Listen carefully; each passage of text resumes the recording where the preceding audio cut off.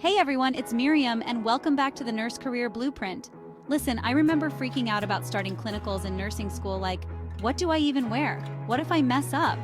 But honestly, it ended up being my favorite part of nursing school. So, to help you guys rock your clinicals and maybe stress a little less, I'm breaking down everything you need to know, from prepping beforehand to rocking that stethoscope like a pro. Let's do this! Before you even think about stepping onto that hospital floor, let's make sure you're totally prepared. This is a big step in your medical journey, and you want to make the best impression possible. This isn't like forgetting your textbook, people. This is your future career we're talking about. First things first, check if your school needs any paperwork like background checks or immunization records. These documents are crucial for your placement. Trust me, you don't want to be scrambling last minute. It's better to have everything ready well in advance. And don't even get me started on BLS certification. That's a non-negotiable, guys. Make sure your certification is up to date. And, just like each hospital has its own vibe, they've all got their own rules. Familiarize yourself with the specific protocols of the hospital you'll be working at. Make sure you're clear on the dress code because nobody wants to be that student showing up in scrubs on the wrong day. Check if there are any specific colors or styles you need to adhere to. Know what's up with their policies and what your instructors expect. Understanding these guidelines will help you navigate your clinical rotations smoothly and professionally. Lastly, organize your supplies. Have a checklist of everything you need for your clinicals, from stethoscopes to notepads. Being well prepared will set you up for success. Okay, so you survived the paperwork hurdle. Congrats! That was just the beginning, a small taste of the administrative side of nursing. Now, most clinicals kick off with an orientation. This is where the real journey begins, and it's crucial to start on the right foot. Think of it like the first day of actual school, but instead of awkward introductions, you're scoping out the hospital and meeting your preceptor. This person will be your guide, mentor, and go-to resource. This is your nursing BFF for the next few weeks, so be nice. Building a good relationship with your preceptor can make a huge difference in your experience. They'll show you the ropes, introduce you to the team, and basically be your lifeline. From understanding hospital protocols to learning patient care techniques, they've got your back.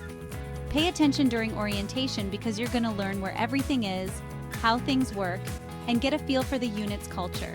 This is your chance to ask questions and get comfortable with your new environment.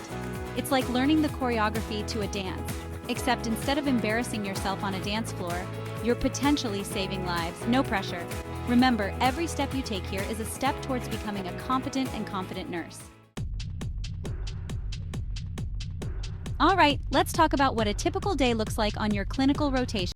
It's an experience that will test your skills, patience, and adaptability. Now, I say typical loosely because in nursing, every day is a wild ride. No 2 days are ever the same, and that's what makes it so exciting and challenging. You'll probably start your day with a huddle or shift report. This is a crucial part of your day where you get the lowdown on what's been happening. This is where the nurses from the previous shift dish all the details about your patients.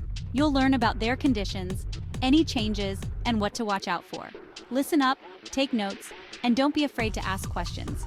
This is your chance to clarify anything you're unsure about. Then, it's go time. You'll be taking vital signs like a pro, or at least trying to, giving meds, helping patients with, well, pretty much everything, from assisting with daily activities to providing emotional support. Be prepared to think on your feet, because things can change faster than you can say blood pressure. Emergencies can arise at any moment, and you'll need to be ready to respond quickly and efficiently. Chapter 4. Textbooks to reality, applying what you've learned. You know all those late-night study sessions cramming anatomy and pharmacology? Well, guess what? It's showtime. Clinicals are where you get to take all that knowledge out for a spin in the real world. Remember how I said clinicals were my favorite part? This is why. It's one thing to memorize meds, but it's a whole other thing to actually administer them to a patient. You'll be putting those nursing skills into action and finally understanding why all that textbook stuff actually matters. Plus, those critical thinking skills you've been working on, yeah, you're going to need those too. Chapter 5. You're not alone. Your clinical support system. Listen, I know walking into clinical for the first time can feel like being thrown into the deep end with a bunch of sharks, but don't worry, you're not alone. You'll have your clinical instructor and your preceptor there to guide you every step of the way. Think of them as your nursing fairy godparents, but instead of bibbidi-bobbidi-boo, they're all about evidence-based practice and patient safety. Don't be afraid to ask them questions, even if you think it's dumb. It's better to ask a dumb question than to make a mistake that could impact your patient's care. Chapter 6. The Human Connection. It's about more than charts. Okay, let's be real. One of the biggest reasons we all went into nursing is to make a difference in people's lives, right? Well, clinicals are where you really get to connect with patients on a human level. You'll learn their stories, their fears, and their hopes. This is where your empathy and communication skills really come into play. Remember, behind every hospital gown is a real person going through something life-changing. Treat them with kindness, respect, and a whole lot of compassion. Chapter 7. Time Management 101. How to not lose your mind. If you thought juggling exams and care plans in nursing school was tough, wait till you hit the clinical floor. Time management is key, my friends. You'll be managing multiple patients, each with their own set of needs, and trust me, things can get hectic. My advice? Get organized. Make a to-do list, prioritize tasks, and learn to chart as you go. And don't be afraid to ask for help if you're feeling overwhelmed. Remember, even seasoned nurses rely on their team. Chapter 8. Stress and Challenges. Riding the Clinical Roller Coaster. Let's be real, nursing school is tough, but clinicals? They'll put you through the ringer. You're going to face challenges, deal with difficult patients, and probably even witness some things that'll stick with you forever. It can be stressful, both physically and emotionally. That's why self-care is so important. Make sure you're getting enough sleep, eating healthy, and taking breaks when you need them. And don't be afraid to talk to someone about what you're going through. Chapter 9. Document this, the art of charting like a pro. Listen up, because this is important. Documentation is everything in nursing. It's not just about writing things down. It's about painting a clear picture of your patient's condition, the care you provided, and the outcome. Think of it like writing a detective novel, except instead of solving a crime, you're helping to solve a medical mystery. Be accurate, be thorough, and for the love of all things nursing, be legible. Your documentation could literally mean the difference between life and death for your patient. One of the most amazing things about clinicals is that you're constantly learning and growing. Every day is a new adventure, with new patients, new procedures, and new challenges. Embrace it. Be a sponge and soak up all the knowledge you can. Ask questions, observe procedures, and don't be afraid to step outside your comfort zone.